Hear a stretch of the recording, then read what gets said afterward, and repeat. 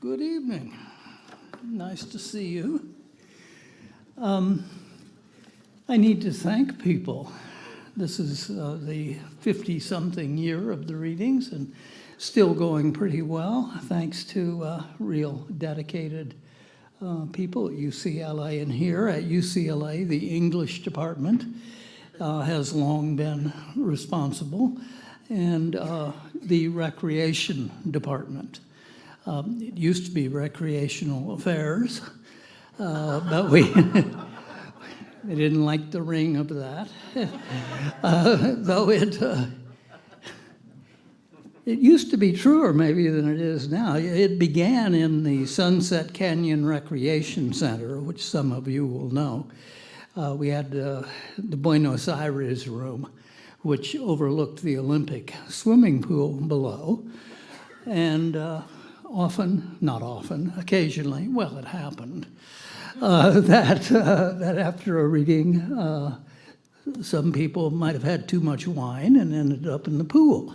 Those were the days, but we moved out of there. There's no pool here, alas, but the Hammer's a beautiful place, thanks to, and the readings have been here now for forever. And thanks to Claudia Bester, who runs the place, really, as far as I'm concerned, does a beautiful job. So the English department, the recreation people, Claudia, and the programs here. I can't think of anybody else that should be thanked right off the top. I'll probably remember later. I was reading the other day in the Yale Review, a conversation, as it was called, among three American writers, one of whom was Richie Hofmann. So I was interested because I knew that Richie would read here tonight, but also because the subject of the conversation was the relationship between art, sex, and syntax, a topic dear to the heart of any writer, sex and syntax, but not addressed as frequently as one might imagine. Toward the beginning of the conversation, Richie is complimenting the other two writers. What he appreciates about both their bodies of work, he says, is a sensuality, I'm quoting him, that unfolds through the apparatus of the sentence and touches every part of the work. I'm not just talking about description of sex acts, he says, or even writing about love. I'm talking about the way any kind of observation feels made alive by sex. There's an erotics to the thinking itself.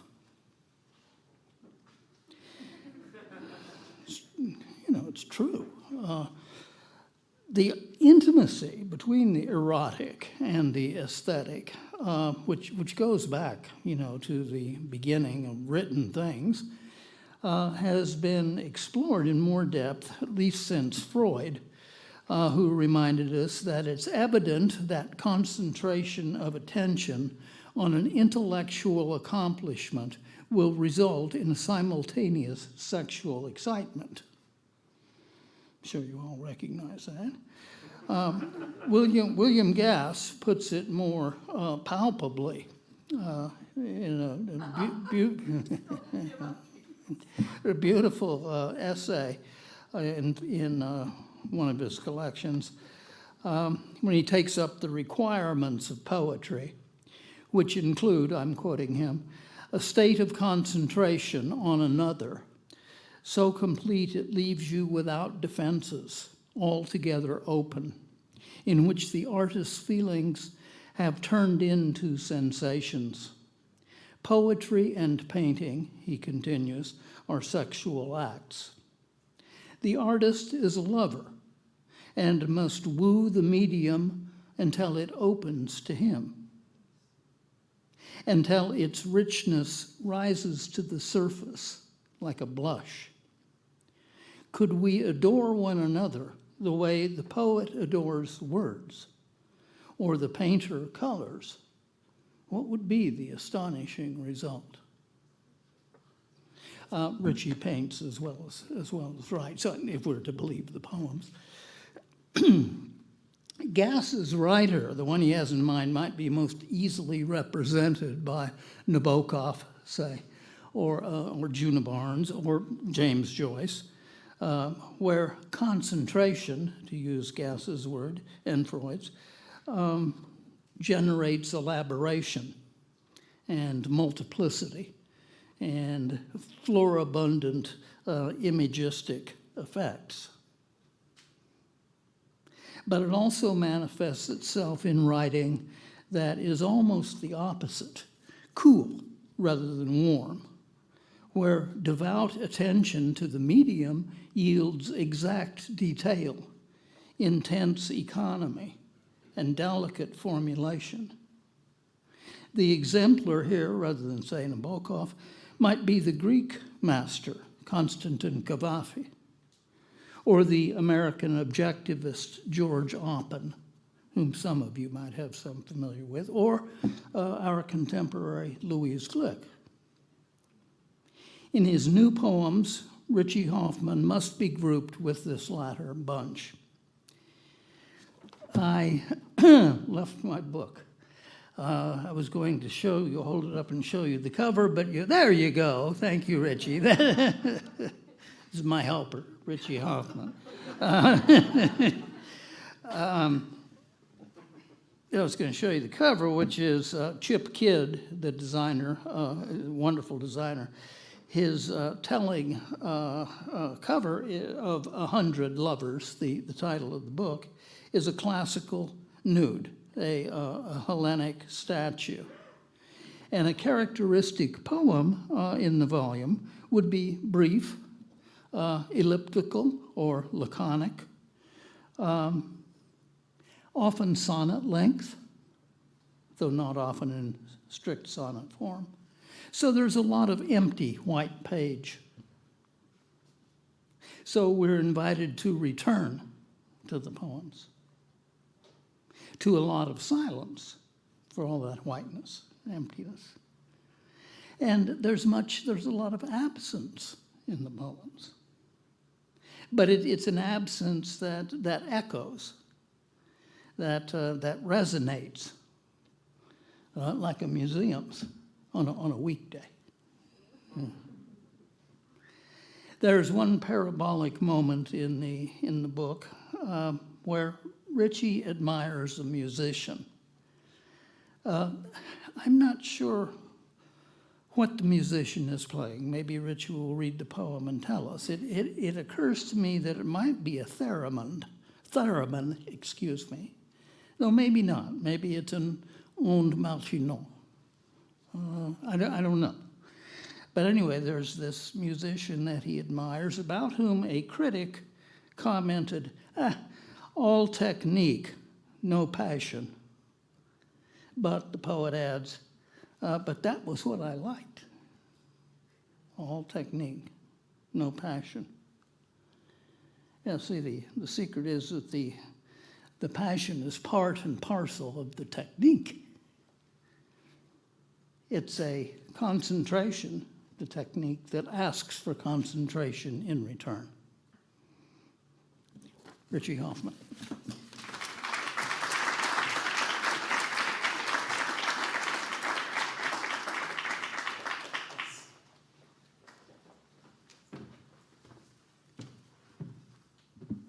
Hello. Thank you, Stephen Yenser. Thank you, Hammer Museum. Thank you, UCLA. And thank you to all of you. Thanks for being here.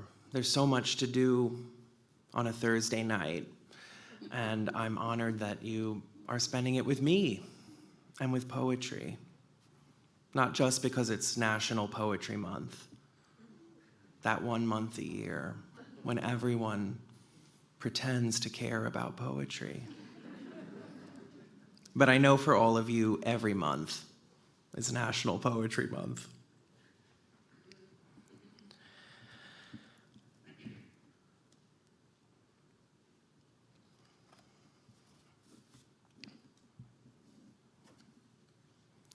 idle. Cicadas bury themselves in small mouths of the tree's hollow, lie against the bark tongues like amulets. Though I am praying, I might shake off this skin and be raised from the ground again. I have nothing to confess. I don't yet know that I possess a body built for love. When the wind grazes its way towards something colder, you too will be changed. One life abrades another. Rough cloth, expostulation. When I open my mouth, I am like an insect undressing itself.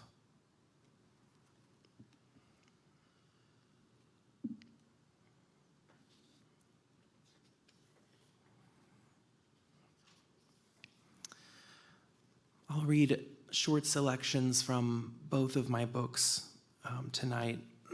These first poems are from my first book, Second Empire.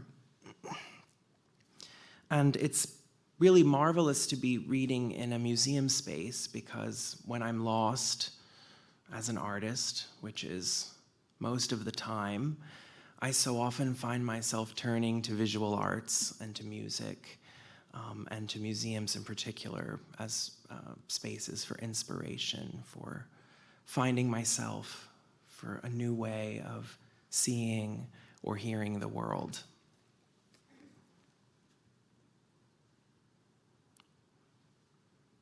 Egyptian bowl with figs.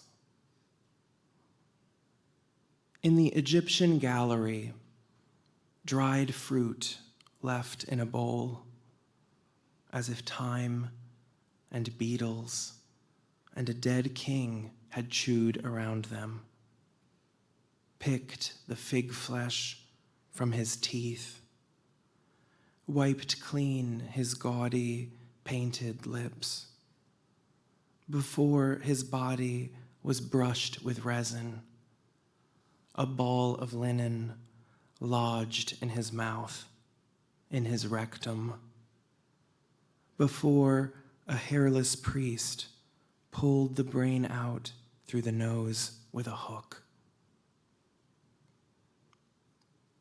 So much history is painted in gold on a golden door, the rest carried off in the floodplain or covered with earth, dropped in ceremonial jars with the dead king's brain, or into bowls of clay and sycamore like this one, which held me for an hour, wondering how long a handful of figs could nourish a man, myth-like. But I am young. My hair is the color of antique coins. No one I've loved has died. How can I know or say what hunger is?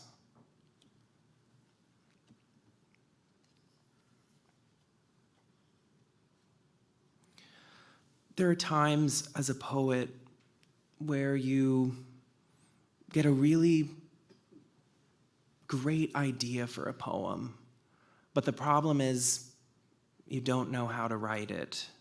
You don't have the shape. You don't know the music. And this poem was one of those poems. I spent a summer in New York in college doing an internship at Oxford University Press and working at J. Crew on Fifth Avenue that paid 3 times the amount of the Oxford University Press job. And in my spare time, I was reading Hart Crane's letters and immersing myself in that body of work. And so many of those letters take place all around a vanished New York, And I thought, oh, I want to write about this. And I was driving home to my parents' house in New Jersey and crossing a bridge and saw these birds in flight and a construction crane. And I thought, that's a really genius idea. A poem with 3 different kinds of cranes in it. Construction cranes and Cranes the bird and Heart Crane. But I didn't know how to write it, so it took a long time, and then finally it found its shape. 3 cranes. Wading low through marsh and grass, quick and cautious. The crane too knows this. There is a freedom in submitting to another. Cranes mate for life. With necks outstretched, they take flight. A double arrow's stab of silver, released and then gone. I have searched for nourishment in you, like a long black beak in the earth. How was I to know what I would find there? Every night, we shrieked our presence to each other, desire or grief, lacquering us onto our lives like birds on a paneled screen. 2. All winter long, the men built another bridge, stacking slabs of metal and concrete near the barrier island where we lived. I was worried we had fallen from each other. Silent on the beach, we watched machines hoisted on and off the earth. Standing one-legged in the marsh, a crane, all steel and orange light, binding the horizon. What will become of us? I almost said. Gulls wove in and out of the cables, shrieking up and down within the stacks. In unison, I noticed, with our breath. It almost looked like a living thing.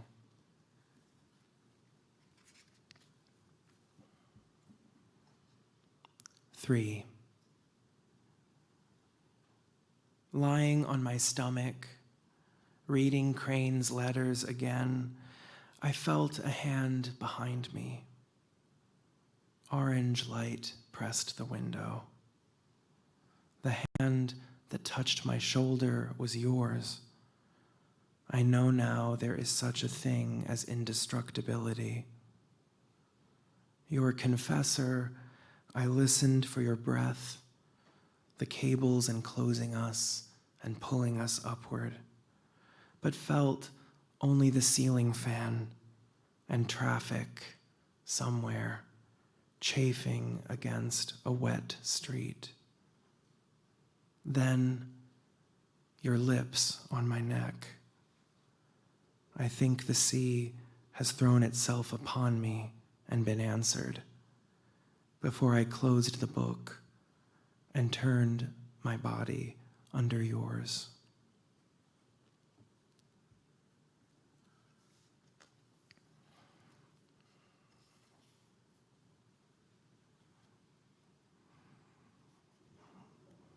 There's lots of art in my poems and lots of writers and books.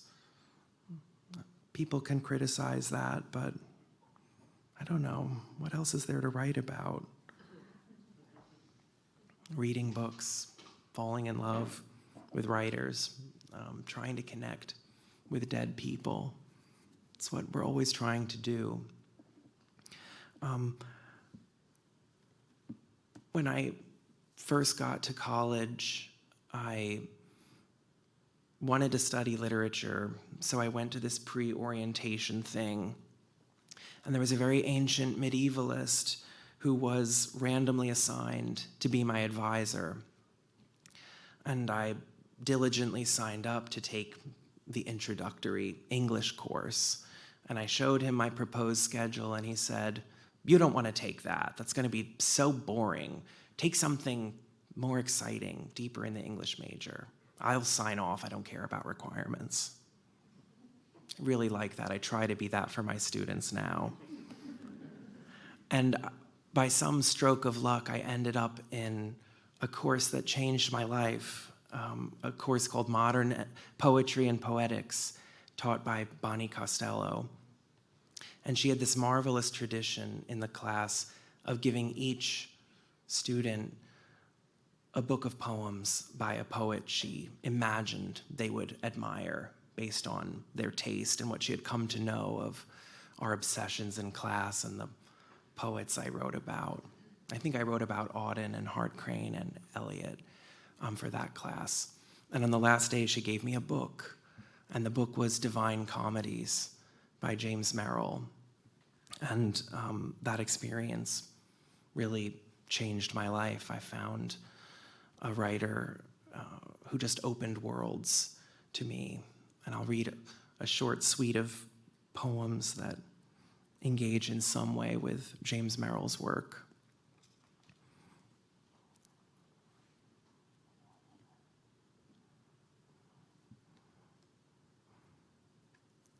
Mirror. You'd expect a certain view from such a mirror, clearer than one that hangs in the entry and decays. I gaze past my reflection toward other things, bat wings, burnt gold upon blue, which decorate the wall, and all those objects collected from travels, now seen between its great gold frame, diminished with age. A stage where still the supernatural corps de ballet displays its masquerade in the reflected light. At night, I thought I'd see the faces of the dead. Instead, the faces of the ghosted silver sea saw me.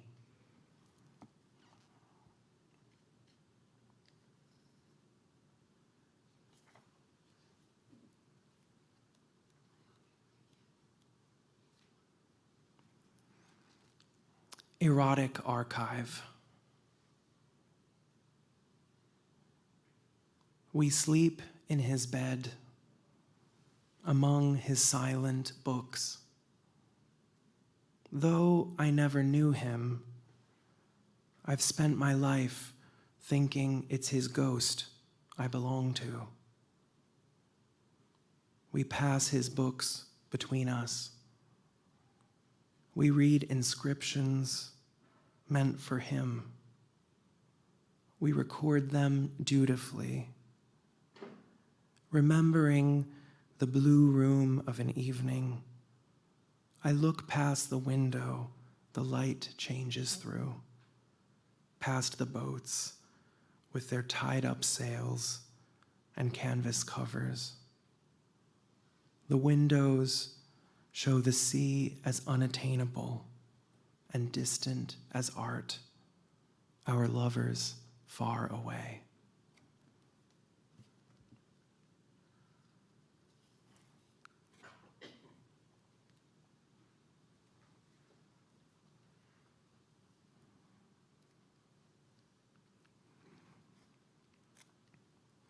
The surround. That summer, I was looking for an antidote to art. I woke up early and spent mornings swimming, wading out with tiny piping plovers whose nests along the strip of beach had been roped off with netting as protected land. I wanted lust to exhaust itself. I wanted the alchemy of someone else to rise in me. Sitting with you on the terrace, I scarcely noticed. Bats tacked blackness to the sky, erotic and detached as Japanese tattoos. One by one, stars broke sharply into the harbor, like silver extracted from lead in a bowl.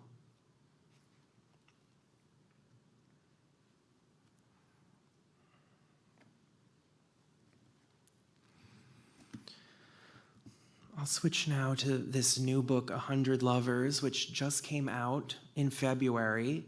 And I'm so grateful I can share it with you in person. I was a bit worried I'd have to do 5 million Zoom readings a week, like some of my less fortunate friends whose books came out just a bit earlier.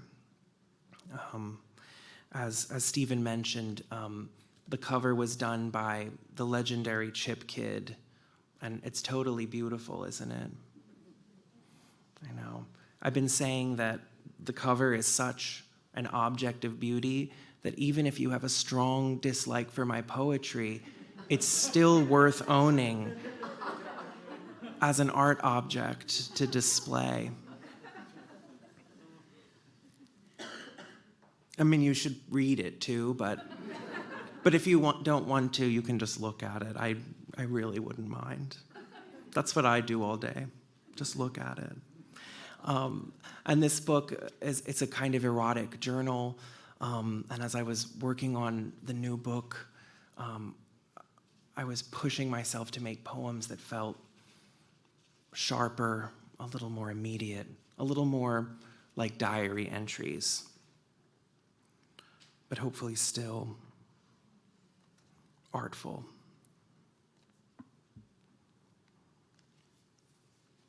History of pleasure. I walked by myself to the market, past ruins with broken bodies of stone, where even a fragment of a man could undo me. I bought herbs wrapped in paper. Light shone through the glass of our apartment. You had been showering. The smell of mint invaded the room. Your hair was wet.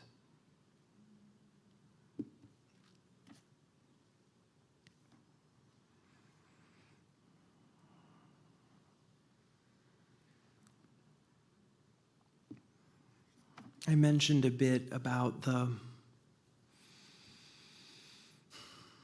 what the dead give us. And as I read the poems out of this book, I'm constantly thinking so much about my teacher, Evan Boland, who was such an important a coach as I wrote these poems. And as I read them today, I sometimes hear her commentary or advice, which, if you were lucky enough to know Evan, was very colorful and very quotable and memorable. And I remember bringing a draft of this poem that I'll read next into class. And I had titled it The Etudes. And Evan was very upset by this. She said, "Richie, no one wants to read a poem called The Etudes." And I said, "Evan, but Chopin." And she said, "Richie, no one cares about Chopin." So I said, "Well, Evan, what would you title the poem?" And she said, "It's not my job to title the poem." And I said, "Okay, but if you had to." And she squinted at it for a couple of minutes and said, "I would call it Every Night." Every night. I listened to the etudes through the early winter. So quiet, so fine. Even my breath could ruin them. I asked my boyfriend to suffocate me. I made him lick the mirror. The 19th century moldings expressed an indifferent perfection. Breeze at the window, our skins shivery. I ate all the time at that place where they cut pizza with scissors and you pay by the weight. I kissed my classmates. I walked aroused under the chestnuts. Every night, I told him, "You should take a shower before you come over."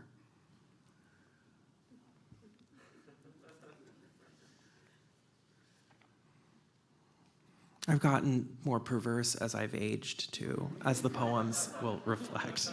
And my speaker is more perverse.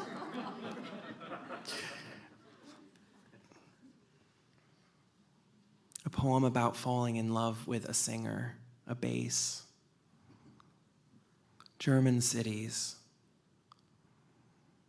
Next week, he will be away, auditioning. Stuttgart, Frankfurt, Hamburg, Berlin. We talk about music, style, discipline, the great composers. He sings and speaks with the voice of a priest, father, or devil. I pull on my jeans. In my pocket, the department store strip of paper sprayed with cologne. The garden that enters the room is the garden of a childhood in Munich. The naked old men who smoked along the banks of the river are dead now. My pocket smells of masculine lavender.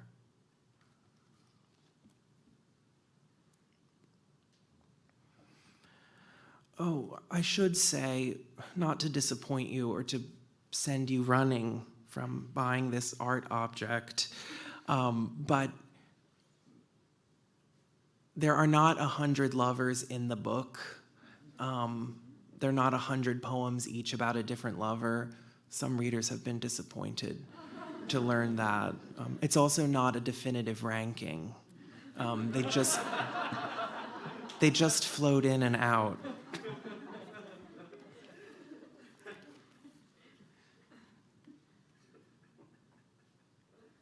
A poem about marriage, spring wedding. The day before we married, we napped in the afternoon with no sheets over us and felt the breeze from the lake on our backs and butts and legs.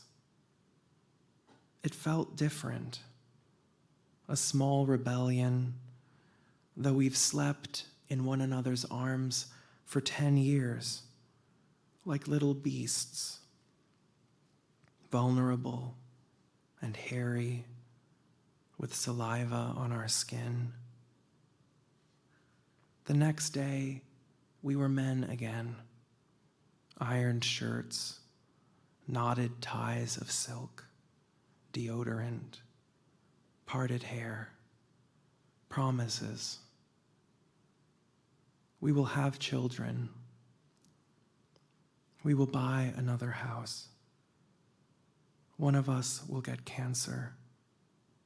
All of our parents will die.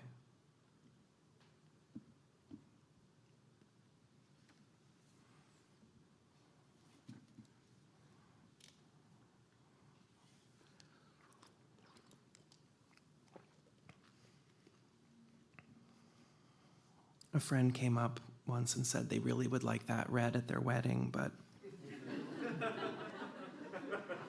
their mom and dad would be really upset.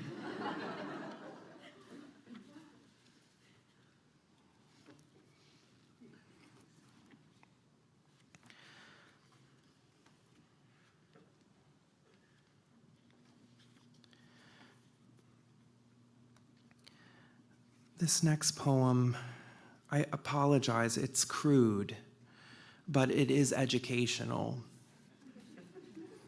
And it's based on a true story in my so-called upbringing.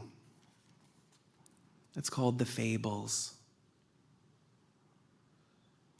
In school, we read a ridiculous story by Aesop, one not involving wise or foolish animals or insects, but one in which a god allocates emotions to the parts of the body, intellect to the mind, love to the heart, etc., etc., until only the asshole is left, to which the god assigns shame. Understandably, shame is unhappy with the accommodations, but it's too late. Shame curses, "If Eros should ever seek to occupy that place, I will leave the body for good." This is why homosexuals have no shame, according to Aesop, or one of his Victorian translators. According to me, this is why there is no moral order to my sexual imagination, and why, praising my looks and hair and white flesh as I lie with you, then falling silent for days at a time, you really are the master of my pain.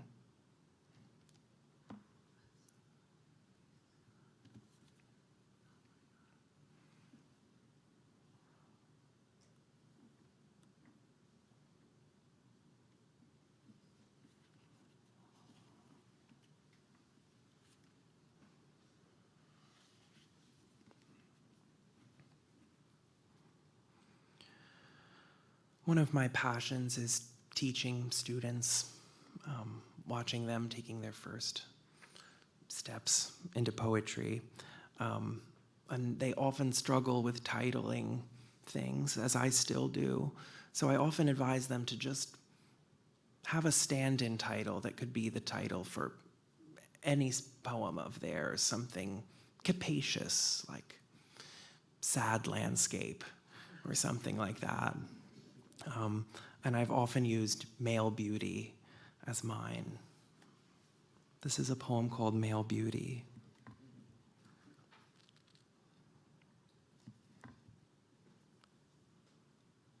I bought a bag of hard green pears today. I came home and sat in our room, listening to music for hours, solo piano, things from France, from the beginning of the century. When we were very young, your forgiveness humiliated me. I knew you would be asleep when I got back. It is night outside and raining. It is the same night that fills the ruins. You are naked, drowsy, lost. Stay like that. In my favorite recordings, you can hear the pianist breathing.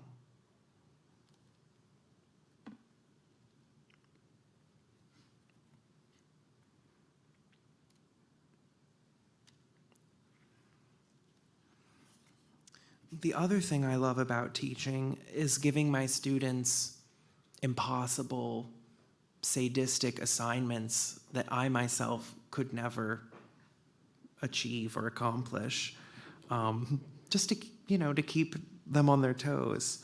And one summer I was teaching at Kenyon College, and a little bag of props was being passed around, and students had to pull a prop out and write a poem from that perspective. And I thought, oh, why don't I suffer like they suffer today? And I pulled out a little bird, and I thought, oh, I'll write a poem from the point of view of this bird. But what if he were dead in ancient Egypt? And what if he were madly in love with the pharaoh? This is how my mind works. Mummified bird. The pharaoh who loved me died. They put his body in oil and linen, In life, he called me pretty birdie. I pulled dead feathers from my side for him. I practiced holding his finger. We both were chosen from among our kind. He sent slaves to a room they never came back from, and once a wife he didn't love. I love the marble shape of him, packed with fragrant herbs. Priests attended my cage like doting women. Then a man put his hands on my head, and I felt the air no longer. He barely touched me. I was so breakable. The cats were mute like death. The jackal-headed man held my heart. Does the earth belong to him now? If there is a soul, I don't think it can let go of such splendor. His silent mouth, his brain like mine outside of him, though he walks now in another place, in another perfect body, with a new wife to love him.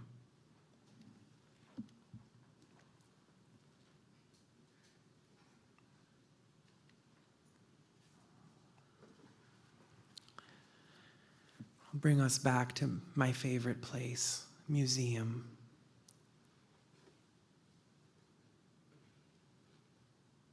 From one room to the next, the gods are becoming younger.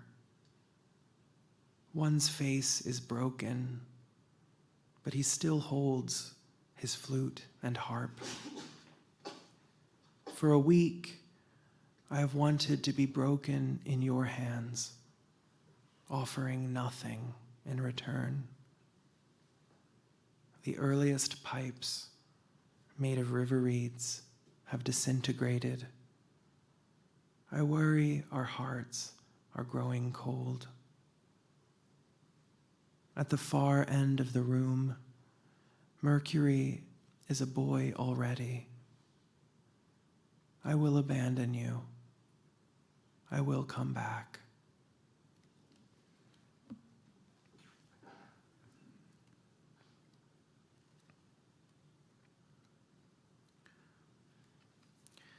I'll finish this evening with a love poem, another love poem.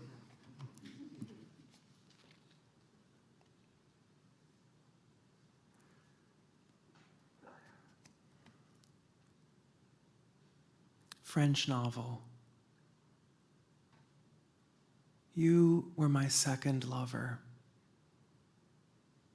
You had dark eyes and hair, like a painting of a man. We lay on our stomachs, reading books in your bed. I emailed my professor. I will be absent from French novel due to sickness. You put on some piano music. Even though it was winter, we had to keep the window open day and night. The room was so hot, the air so dry, it made our noses bleed. With boots, we trekked through slush. For a bottle of red wine we weren't allowed to buy. Our shirts unbuttoned under our winter coats. The French language distinguishes between the second of two and the second of many. Of course, we'd have other lovers. Snow fell in our hair. You were my second lover. Another way of saying this, you were the other, not another. Thank you. Thanks.